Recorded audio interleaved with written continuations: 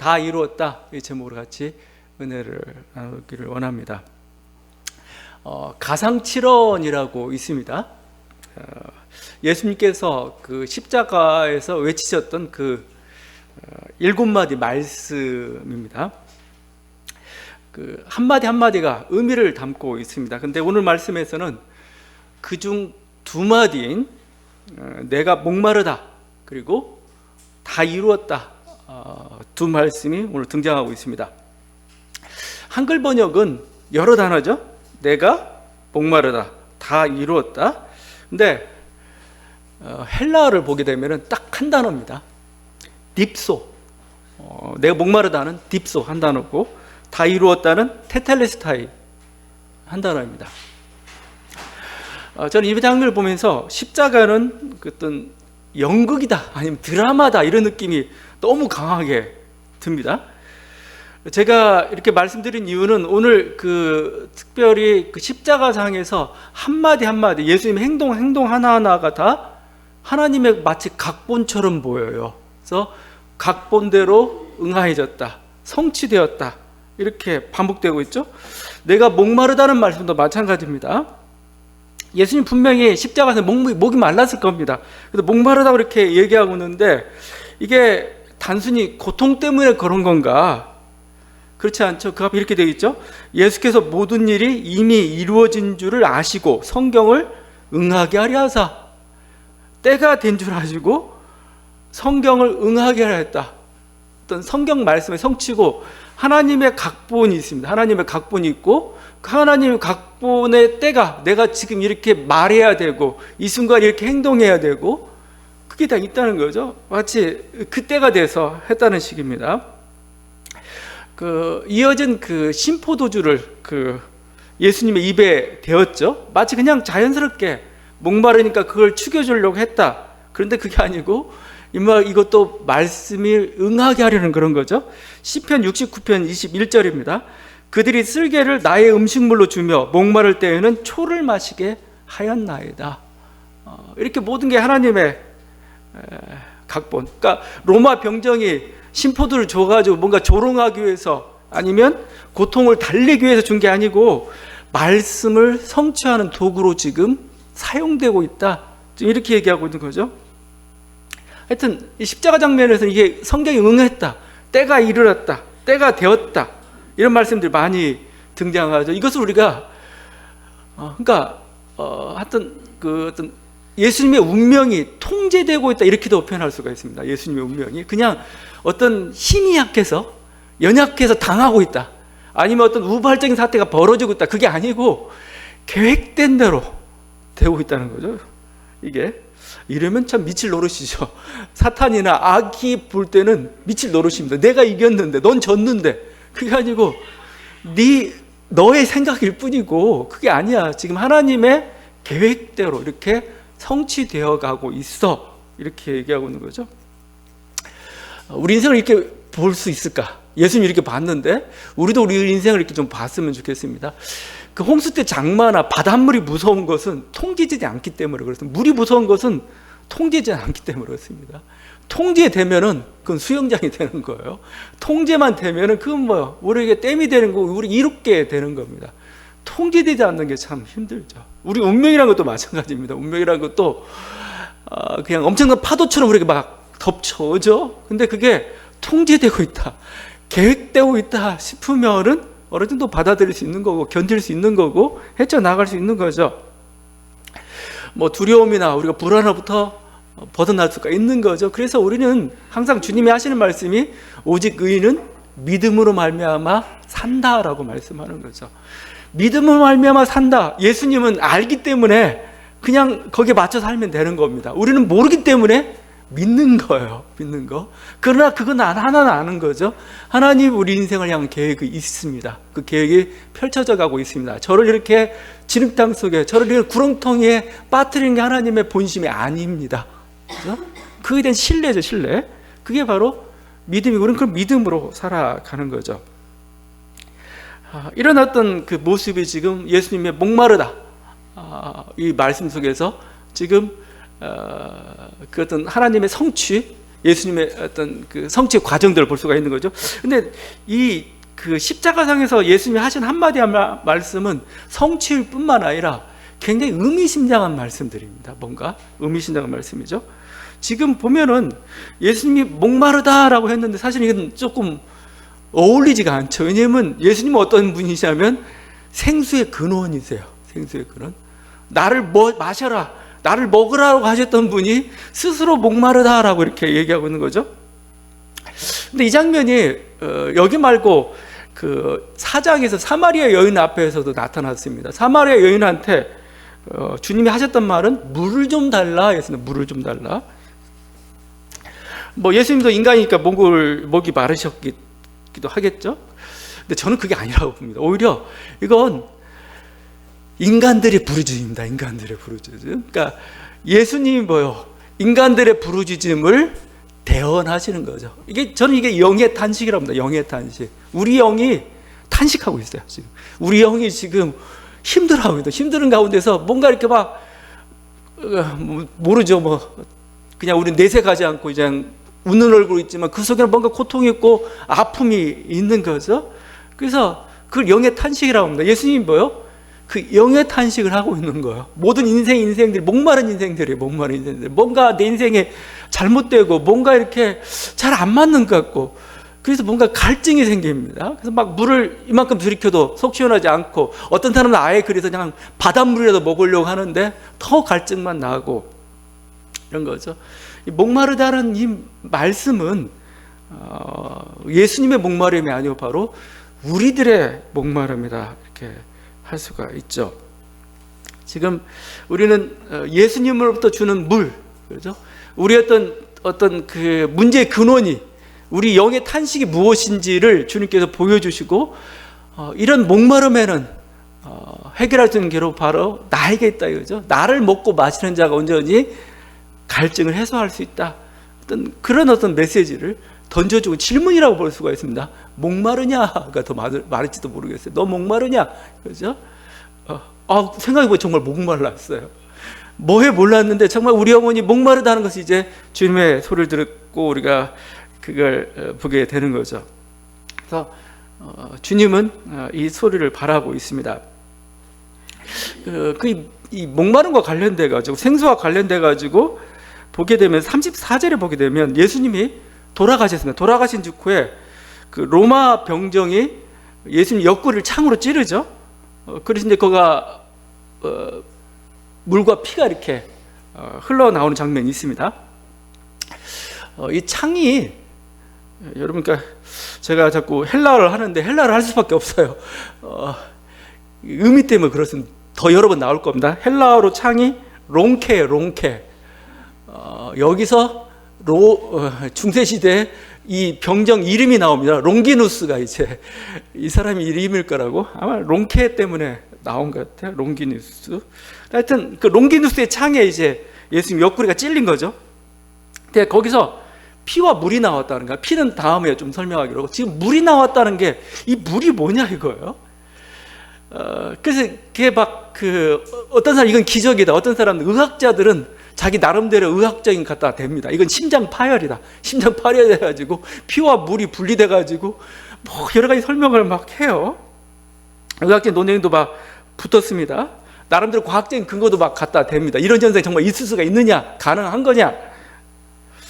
뭐 그 사실이야 우리는 정확히 알 수는 없죠. 근데 그 의미는 분명합니다. 그 의미는 뭐냐면은 지금 예수님의 옆구리에서 물이 흘러나오고 있다는 겁니다. 저는 이게 중요하다고 봅니다. 이것은 예수님이 7장에서 이렇게 말씀하셨죠. 나를 믿는 자에게는 놀라운 일이 뭐라고 표현했냐면 성경의 이름과 같이 그 배에서 생수의 강이 흘러나오리라 말씀하셨어요. 그 배에서 생수의 강이 흘러나오리라고 말씀하셨는데 지금 뭐요? 예수님의 옆구리에서 물이 나오고 있습니다. 이건 하나의 굉장히 상징적인 거고 하나의 의미를 하나 담고 있는 그 모습이죠. 지금 물이 조금씩 흘러나오고 있는데 저는 이 장면이 연상되는 게 이 십자가상에 지금 예수님 옆구리 흘러나오는 그 물이 연상되는 장면이 에스겔서 47장이에요. 거기 성전에서 그 시냇물의 환상이죠. 흘러나오는 그 시냇물의 환상이 지금 여기서 지금 벌어지고 있는 거죠.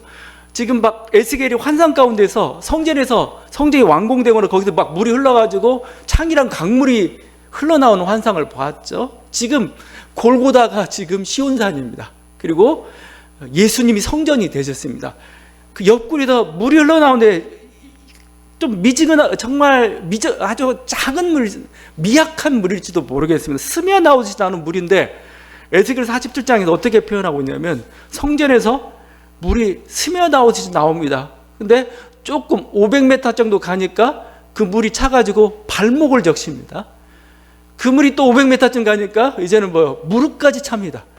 또 500m를 가니까 허리까지 차고 또 500m를 가니까 이제는 창이란 물이 돼서 헤엄치기도 능히 어려운 그런 물이 되었습니다. 이 물이 이제 강물이 돼서 막 흘러가는데 그 물이 어디로 가냐면은 사해바다로 흘러 들어갑니다. 사해바다는 죽은 바다잖아요. 그 죽은 바다가 살아납니다. 그리고 이 물이 흘러가는 곳마다 큰 물고기들이 살아나고 어장이 막 이렇게 살아나죠. 그리고 좌우에는 온갖 과실나무와 약초들이 풍성해지는 그 놀라운 비전들을 보게 되었는데 마치 지금 예수님의 그 모습입니다. 그 모습. 어떻게 보면 지금 요한은 여기서 지금 폭포수와 같이 강물과 같이 흐르는 그 물결을 보고 있는지 몰라요. 그래서 모든 죽은 것들을 살려내는 놀라운 역사를 보고 있는지 모르겠습니다. 바로 예수님은 그 물을 지금 흘리고 있는 거죠. 이게 사실은 교회의 역사였던 거죠. 교회의 역사. 미지근하게 흘러왔다는 말이 이 예루살렘을 적시고 팔레스틴 땅을 적시고 이 아시아를 적시고 유럽 그리고 전 세계까지 이렇게 창이란 물이 되었던 거죠. 그냥 물만 넘친 게 아니고 그 물이 흘러가는 곳마다 죽어가던 것을 다 살려내는 놀라운 역사들을 이루셨던 겁니다. 바로 우리 주님께서 바로 이 놀라우신 일들을 이루고 있고 이 물을 먹는 자마다 주님께서 영원히 목마르지 않을 거라 말씀하고 있고 또 이 물을 먹는 자는 자기들이 생수의 근원이 돼서 다른 사람을 살리는 자기들이 또 생수의 강이 되어가지고 마치 예수님처럼 물로 그 세상을 살리는 그런 사람들이 된다 이렇게 말씀하고 있죠. 이게 목마르다는 그 말씀 속에 담겨있는 여러 가지 의미들을 우리가 생각해 볼 수가 있습니다. 그래서 하여튼 이 모든 일들이 이미 십자가상이 이제 완성되기 때문에 주님께서 하시는 그 마지막 말씀은 다 이루었다죠. 다 이루었다. 테텔레스타이 다 이루었다. 나는 하나님 맡기신 일 다 했다. 그죠? 이제 죽어도 여한이 없다입니다. 죽어도 여한이 없다. 어떤 승리 함성입니다. 다 이루었다. 그냥 탄식이 아니에요. 다 이루었다 이거죠. 우리들의 어떤 마지막 말씀이 좀 되기를 바랍니다. 여러분 그러니까 뭔가 할 일을 다 하고 이렇게 할 일을 다 하지 못하고 죽으면 뭔가 그 후련과 어떤 후회가 남아요. 미련이 남습니다. 미련이 남으면 죽기 힘들어요. 동양에서는 그 천수란 말을 써요. 천수는 그냥 오래 사는 거죠. 오랫동안 하늘이 준 목숨이자 오래 사는 걸 보통 천수라고 합니다. 그러나 예수님을 통해서 이제 신앙인들을 통해서 천수는 뭐냐? 다른 게 아니죠. 자기 사명, 자기 할 일을 다 마치는 그때 주님께서 부르시는 그날이 바로 우리의 천수라고 할 수가 있는 거죠. 그게 젊어서건 아니면 나이 들어서건 자기의 모든 일을 다 하고 이제 후회 없이 하나님 앞에 이렇게 나아가는 것, 이게 우리들에게 이렇게 요구되는 그런 거죠.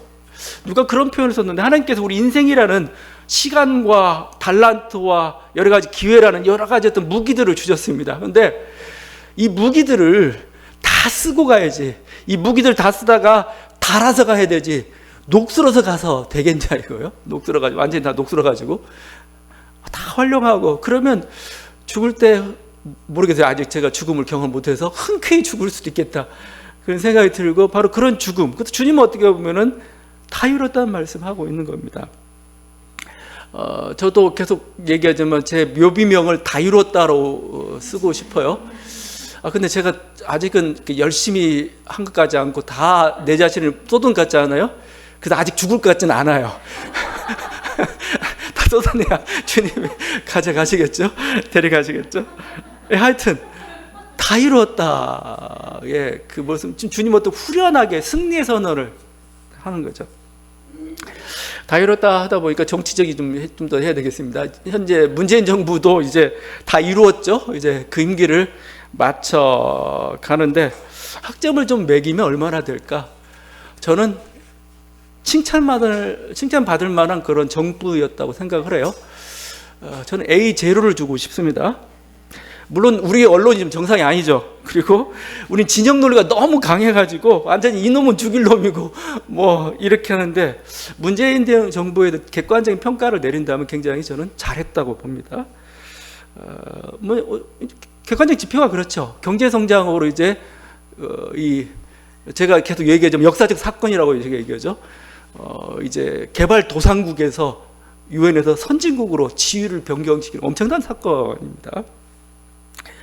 문화적으로나 외교적으로 굉장히 위상을 높여놨죠. 그리고 뭐 코로나 상황 지금 조금 어렵기도 하지만 그래도 잘 대처했습니다. 세계적으로 가장 모범적인 국가로서 뭐 K 방역 뭐 이런 식이죠. 국민들의 생명을 지키고 세계의 어떤 선도적인 모습을 보였습니다. 동아시아 북한 문제 얼마나 산적한 문제들이 많아요. 일본의 그런 침략, 여러 가지 경제 침략 여러 가지인데 그거 속에서 잘 거기서 균형과 평화의 길을 잘 갔습니다. 뭐 가장 비판하는 건 부동산 문제죠. 근데 부동산 문제도 제가 생각하면 정부가 집값을 올렸냐는 거예요. 자기들 탐욕 때문에 이렇게 올려놓고, 그래서 세금을 물리려고 하면 세금은 죽어도 내기 싫다고 하고, 뭐가 어쩌라는 거예요. 저는 서울같이 국제화된 도시가 전부 전 세계가 지금 집값 폭등을 다 겪었습니다. 저는 이 정도면 선방했다 하고, 또 새로운 모습으로서의 좀 대처를 좀 잘못한 모습은 있죠. 그렇지만 모든 덤태기를 정부한테 씌울 수는 없어요. 자기들 탐욕 때문에 해놓고 또 욕하는 것도 뭐예요, 그건? 제가 좀 불만스러운 부분은 그런 거였어요. 지나치게 권력을 절제했어요. 그 덕분에 지금 이제 윤석열 정부와 같은 가장 기대감 최악인 그런 정부가 지금 탄생하게 생겼어요. 반면에 자기 사람들은 뭐예요? 보호받지 못하고 법을 빙자해가지고 그 멸문지화의 정도의 그런 화를, 고초를 좀 당하고 있죠. 오히려 이 민주주의 혜택이라는 것은 수구 세력들, 보수 세력들이 다 누리고 있는 것 같아요. 정작 민주주의의 그 혜택은 언론이나 이 권력을 쥐고도 이렇게 조심스러운 모습, 이건 조심스러우니까 괜찮다고 해야 될지 아니면 답답하다고 해야 될지 모르겠지만 하여튼 그걸 남용하지 않고 잘 그래도 사용을 했다 생각을 합니다. 차기 정부가 지금 현 정부의 반만큼 따라갈 수 있을까? 반의 반만큼 따라갈 수가 있을까? 걱정스러워요. 근데 하여튼 여러 가지 불안스러운 모습을 보입니다. 근데 저는 이런 어떤 대통령 선거를 겪으면서 느끼는 건데, 이번에도 느껴졌던 것 중 하나가 뭐 누가 됐다 안 됐다를 떠나서 우리 사회의 어떤 시민의식, 소위 시민의식의 미성숙함, 민주주의의 기반이 얼마나 허약한가를 좀 새삼스럽게 또 한 번 느꼈습니다. 진영 논리에만 갇혀가지고 누가 되느냐만 싸움하고 있지, 실제 우리의 삶 속에서, 생활 속에서 민주 시민 의식들이 형성이 되지 못하고 있다는 그 모습을 적나라하게 이렇게 봤던 거죠. 그에 대한 책임은 소위 그 586 세대들이라고 하는 그 586 세대가 좀 책임을 져야 될 것 같습니다. 뭐 586 세대가 어떻게든 사회의 이제는 주류예요. 그 주류가 어떤 문화를 만들어내고 있느냐인데, 그들이 만드는 문화라는 게 결국 이게 민주 시민의식, 민주주의에 성숙한 그런 약자를 배려하는 그런 어떤 공동체 의식이라는 그런 것들을 꽃피우지 못했다는 겁니다. 신흥 재벌도 탄생했죠. 586 세대 중에 신흥 재벌, 카카오, 네이버, 뭐 NC소프트, 이 신흥 재벌도 또 탄생을 했는데 그들에게 부자의 윤리가 있냐 이거예요. 부자의. 민주 시민으로서, 세계 시민으로서 생각할 수 있는 그런 어떤 윤리들을 가지고 있느냐. 강남에 586 세대들이 많이 진출을 했는데 그냥 졸부가 아니고 정말 부자로서의 품격이랄지 사회를 위해서 어떻게 활용을 해야 돼, 그게 있느냐 이거죠. 그러니까 자기 삶의 실천은 하지 않고 계속 진영 논리에만 누구냐 이러고만 싸워왔다는 생각이 많이 들었어요. 뭐 교육 현장도 마찬가지. 이제 교장, 교사, 지도력들은 586입니다. 근데 민주화 세대를 겪었던 586들이 있는데 자기 자식에게 뭘 남겨줬냐는 거예요. 청년들에게 어떤 가치관을 심어줬냐는 거예요, 지금. 그런 것도 생각할 때 이게 참 우리는 진영 논리 속에서 그냥 피해 있었던 거죠. 자기는 마치 민주화 투사인 것 마냥. 아니요. 자기 삶 속에서 우리가 이런 민주주의를 이뤄내지 못하고 우리 공동체 의식이랄지 성숙한 시민의식들을 만들어내지 못한다면은 그건 아닌 거죠. 검사 중에도 586 있죠. 판사 중에도 586 있죠. 기자 중에도 586 있죠. 목사 중에도 586들이 있죠. 근데 그들이 했던 일들이 뭐예요? 그냥 낡은 것 답습하고 자기 영역의 길을 그냥 간 것뿐이에요. 그러니까 지금 참 좀 안타까운 그런 모습들을 굉장히 적나라하게 좀 발견하고 이렇지 않았기 때문에 시민 의식이랄지 그 민주주의 토대가 굉장히 허약해질 수밖에 없는 그렇게 되었던 거죠.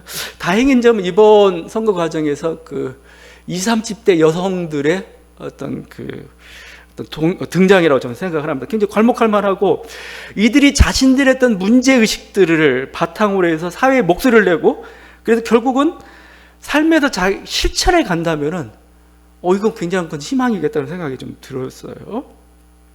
그 씨앗이 제대로 뿌려졌다면 문재인 정부는 이제 다 이뤘다는 그 평가를 받을 만하다. 말을 해도 저는 무방하다 그렇게 생각을 합니다. 어떤 정치에 대한 이야기도 좀 했지만 우리 삶 속에서도 정말 자기가 주어진 그 한 텀이라고 할 수가 있죠. 그 텀에 내가 무슨 일을 하고 가느냐 이거죠. 5년은 짧아요. 긴 것 같지만 짧습니다.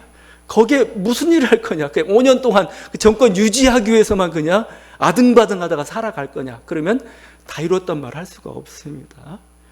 그 속에서 정말 국민을 위해서 정말 어떤 하나님의 뜻에 맞게 새로운 미래를 향해서 우리 민족에 적합한 발전을 향한 그것들을 해냈을 때 그때 그건 칭찬과 영광이 돌아가게 될 겁니다. 예수님께서 이렇게 돌아가시던 이날은 6월절 직전이었습니다. 6월절 직전인데 6월절은 지금 여러분 금요일 저녁부터 시작이 되는 겁니다. 성금요일 저녁부터 시작되는데 그 예수님이 돌아가신 시간이 오후 시간입니다. 오후 시간. 그러니까 지금 제가 자꾸 예수님의 십자가는 마치 드라마 같다 이거죠. 각본 같다고 하는 이유가 죽는 시간도 그래요. 죽는 시간. 예수님 돌아가신 시간도. 이 시간이 언제냐? 6월절 어린 양 잡는 시간이에요. 가족들이 양을 6월절 양을 먹어야 될 거예요. 모여서 먹는데 양을 언제 잡아요? 이 오후 시간에 잡는데 주님은 그 십자가에 그때 돌아가시는 거죠. 출애굽기 말씀입니다. 해질 때 이스라엘 회중이 그 양을 잡고 지금 예수님이 지금 어린 양으로 지금 도살을 당하고 있는데 그게 바로 십자가라는 겁니다. 그 모습을 그대로 연상시키고 있습니다. 대표적인 게 더 확연히 알 수 있는 게 다리를 꺾는 사건입니다. 다리를 꺾는. 십자가 죄수들이 달렸는데 유대인들이 와서 다리를 꺾어달라고 그래요. 곧 6월절이 시작되니까. 여러분 그 십자가가 있는데 그 십자가에 사람들이 어떻게 죽느냐. 우리는 막 고통스러워서 죽을 거라고 생각하죠. 아니 피를 너무 많이 흘려가지고 죽을 거라고 생각하는데 아마 대부분의 사인은 횡격막 질식사 쪽에 더 가깝다고 얘기합니다. 그게 뭐냐면 이렇게 십자가 오래 달려 있으면 이제 피도 흘리기도 하고 이제 힘이 쭉 빠져요. 힘이 쭉 빠져가지고 이제 가슴을 이제 누르기 시작하는데 그때 힘이 없는 거죠. 그러면 그 숨을 못 쉬고 이제 죽는다 이렇게 얘기도 하고 그렇습니다. 그래서 그 고통을 더 주기 위해서 십자가에는 발 받침대가 있습니다. 그리고 엉덩이 좀 약간 버팀대 같은 게 있습니다. 인도적 차원에서 그랬느냐? 물론 그럴 수도 있어요. 근데 안 그래요. 오히려 고통을 더 오랫동안 지속시키려고 그것 때문에 버텨가지고 그냥 할 수 있으려고. 그러다가 이제 빨리 죽여야 될 필요가 있을 때는 다리에 뼈를 칩니다. 그래서 축 처지게 만드는 거죠. 지금 6월절이니까 그렇게 하라고 해가지고 죄수들 2명은 쳤어요. 죽였습니다. 근데 예수님이 다리뼈를 치려고 하니까 예수님 몸이 연약하셨는지 모르겠는데 이미 벌써 돌아가신 겁니다. 그래서 허리에만 창을 찔러가지고 확인하는 정도만 지금 하고 있는 거죠. 근데 이 장면을 가지고 또 말씀에 이게 성취인 거죠. 유월절 양을 먹을 때는 그 양을 먹는 의식이 있는데 왜 그랬는지 모르겠는데 뼈를 꺾으면 안 됩니다. 민수기 말씀입니다. 아침까지 그것을 조금도 남겨두지 말며 그 뼈를 하나도 꺾지 말아서 유월절 모든 율례대로 지킬 것이니. 그죠? 지금 예수님이 유월절 양으로서 지금 십자가에 달려 돌아가시고 있다는 것을 지금 그대로 재현시키고 있는 겁니다. 지금 세례 요한이 그랬죠. 세례 요한이 첫 1장에서 예수님을 보면서 세상 죄를 지고 가는 하나님의 어린 양이로다 이렇게 얘기했죠. 그 어린 양이 바로 유월절 어린 양이었던 거죠. 우리를 희생해서. 그죠? 그냥 그렇게 비참하게 죽은 양이 아니고 뭐요? 자기의 살을 준, 자기의 몸을 먹으라고 표현하고 있잖아요. 그래서 그들을 살린 그 피는 뭐요? 어떤 죽음의 세력들이 넘어가게 만들었고 그 살을 먹음으로 우리가 생명을 얻었고 그런 어린 양으로서의 그 모습을 보여주고 있습니다. 아마 그 요한복음의 이 십자가 장면을 가장 잘 묘사한 작품이 제가 저번에 한번 얘기한 것 같은데 그리네발트의 제단화 같습니다. 그리네발트 16세기 초 독일의 화가예요. 그리네발트라고. 이게 이젠하임 그 성당에 십자가에 달린 그리스도라는 제단화를 그렸습니다. 이게 하도 유명한 작품이 되다 보니까 사람들이 꼭 그 보러 이렇게 멀리인데도 이렇게 찾아가고 그렇습니다.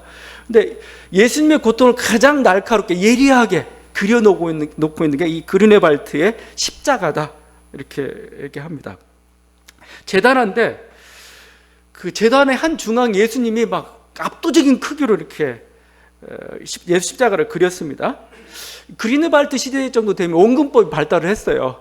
그래서 몸은 어느 정도 이렇게 되는데 그 상관없이 그냥 마치 어린아이가 가장 특징적인 부분만 보여주듯이 이렇게 그렸습니다. 비례를 무시했어요. 예수님의 팔은 막 큰데 뒤틀려 있습니다. 큰 대못이 손에 꽉 박혀 있고 격렬을 일으키는 막 이렇게 부채살처럼 이렇게 펴져 있습니다. 두 발에도 대못이 박혔고 뼈는 도출돼서 이렇게 연신 피가 흘러내리고 있습니다. 가시관은 독살스럽게 생겼습니다. 예수는 한쪽으로 이렇게 고개를 떨고 있는데 고통스러운 듯 그 떨군 입술에서 막 그 목마름 하얗게 질려 있습니다. 더 끔찍한 건 예수님의 몸인데 마치 그 문둥병처럼 수많은 상처들로 덮여 있는데 그 몸 구석구석에 가시가 다 박혀 있는 그런 모습입니다. 막 숨이 가빠가지고 가슴뼈는 다 드러나 있고 찢긴 옆구리에서는 피가 흘러나오는 그런 모습이죠. 이 그림만 그린 게 아니라 주변의 사람들도 좀 그렸습니다. 그야말로 요한복음 그대로 재현시킨 겁니다. 성모 마리아가 있는데 그 사랑받는 제자 요한으로부터 막 성모 마리아 실신해 있고 부축하고 있는 그 모습입니다. 막달라 마리아는 예수님을 경배하고 있고 또 거기에 세례 요한이 등장합니다. 세례 요한이 예수를 이렇게 가리키고 손가락으로 가리키고 있는 그 모습입니다. 그리고 세례 요한 뒤편에는 그는 흥하여야 하겠고 나는 쇠하여야 하리라. 이게 라틴어로 이렇게 기록이 되어 있습니다. 세례 요한 그 발밑에 쪽에는 어린 양 한 마리가 아주 작게 이렇게 그려져 있습니다. 근데 어린 양 한 마리가 십자가를 안고 있습니다. 그리고 그 어린 양의 그 목에서 이렇게 피가 흘려가지고 이 피가 성찬 있죠, 성찬에 이렇게 담기는 성찬의 잔에 담기는 그런 모습을 모든 것을 상징하고 있는 그런 그림들이죠. 정말 예수님의 마지막 모습을 아주 그 고통과 그 모든 것들 아주 적나라하게 더군다나 그 이젠하임 성당이라는 곳이 사실은 문둥병자 수용소였어요. 병원이었던 거죠. 그러니까 그 병원에 있던 환자들은 뭐요? 그 어떤 온몸에 막 가시가 박힌 상처투성이 비틀어진 막 피나는 그 모습 속에서 자기를 본 겁니다. 자기. 우리 주님이 나의 고통을 아시는구나 이거죠. 우리 주님이 나를 위해서 저렇게 돌아가셨구나. 아마 문둥병이니까 그 제단을 직접 볼 수 없고 먼 창틈으로 바라보면서 보았던 그 그림을 가장 잘 설명하고 있는. 이제 그 예수 그리스도의 그 피, 우리가 그 성만찬 때 먹는 그 포도주가 바로 예수 그리스도의 피입니다. 이 피는 어디서 왔느냐? 바로 요한복음 오늘 십자가에서 예수님의 옆구리에 흘러난 그 피입니다. 그 피를 우리는 이제 성만찬을 기념해서 마시고 있는 것이죠. 그 피를 먹으라 그래 너희가 마시라 산다라고 말씀하고 있습니다. 예수님의 이렇게 모든 게 굉장히 뭔가 하나의 메시지를 다 담고 있는데 그 마지막 숨을 거두시는 장면도 굉장히 최후의 장면이죠. 이 장면도 굉장히 감동적이면서 굉장히 어떻게 있을까라는 그런 겁니다. 거기에 우리 30절에 예수님을 영원히 떠나가시다 이렇게 했죠. 영원히 떠나가시니 이렇게 되어 있죠. 영원히 떠나가시니라. 제가 또 헬라어를 인용할 수밖에 없습니다. 우리나라 번역이 뭔가 이렇게 오역을 자꾸 만들어낼 경우가 있고 의미를 다 담아내지 못하기 때문에 그렇습니다. 헬라어로는 파레도켄 토 푸뉴마입니다. 푸뉴마가 문제입니다. 푸뉴마는 영혼일 수도 있고 성령일 수도 있고 그렇습니다. 근데 만약 이걸 직역하면 두 가지가 가능합니다. 영을 맡기셨다, 영혼을 맡기셨다. 하나는 영을 넘기셨다도 가능합니다. 파라도켄이 넘기다 이런 거거든요. 넘기다 이런 뜻을 가지고, 맡기셨다, 넘기다 이런 뜻을 가지고 있어요. 영을 맡기셨다는 건 뭡니까? 자신의 영혼을 하나님께 맡깁니다, 이런 의미를 가지고 있는 거죠. 근데 영을 넘기셨다라고도 번역할 수 있어요. 영을, 성령을 넘기시는 겁니다. 제가 그 요한복음 강의하면서 가장 많이 봤던 게 그 레이몬드 브라운의 요한복음 주석서입니다. 거기서는 이걸 이렇게 번역했습니다. 성령을 교회에 넘기셨다. 푸뉴마를 성령으로 본 거예요. 성령. 저는 이런 해석도 가능한가? 근데 가능해요. 원문대로 보게 되면 가능합니다. 물론 성령 강림은 나중에 부활절 이후에 아니면 오순절 이후에 이루어지지만 지금 지금 이 사건은 어떻게 보면 예고적 사건입니다. 예고적 사건. 십자가상에서 이미 이루어지고 있어요. 성령 강림은, 성령이 우리에게 오심은 이미 십자가상에서 이루어지고 있어요. 저는 마치 이 장면이 바톤 터치 같아요. 바톤 터치. 예수님은 이제 이 땅에서 모든 일을 다 하고 이제 하늘나라로 가십니다. 가시면서 이제 제자들에게 대신 다른 보혜사인 성령을 선물로 보내시고 있는 그 장면이죠. 조금의 간격도 허락하지 않는 거죠.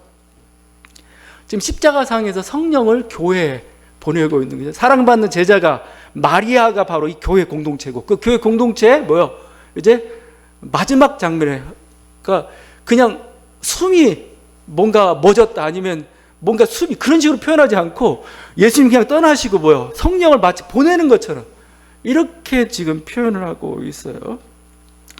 예수님 마지막 그 한순간마저도 자신의 숨 한 모금도 그냥 헛되이 보내지 않고 이것을 제자들을 위해서 다 사용하고 보내고 있습니다.